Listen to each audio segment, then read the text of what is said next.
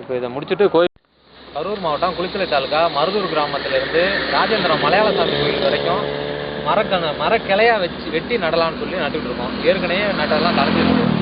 இப்போ வந்து இன்றைக்கி ஒரு 75 போத்து நடலாம்னு சொல்லி எங்கள் நண்பர்களாக ஊர் மக்கள் சார்பாக எங்கள் நண்பர்களாக செஞ்சுருக்கோம்.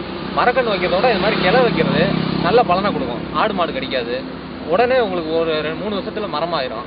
குளோபல் வார்மிங்கை கட்டுப்படுத்துறதுக்கு இது மாதிரி கையாண்டா எல்லாத்துக்கும் நல்லா இருக்கும்னு சொல்லி இதன் மூலியமாக கேட்குறோம். இது உதிய மரம். இந்த மரத்து பேர் உதிய மரம். இது வந்து விறகுக்கு ஆகாது. அதனால் மக்கள் வந்து விறகுக்கு வெட்ட மாட்டாங்க.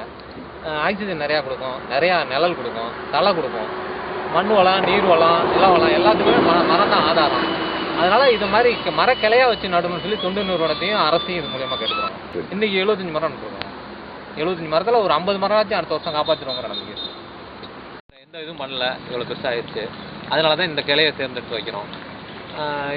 அதுக்காங்கிட்டு இருக்கிறது 3 மாதம் தான் ஆகுது. அது நல்லா தலையுது.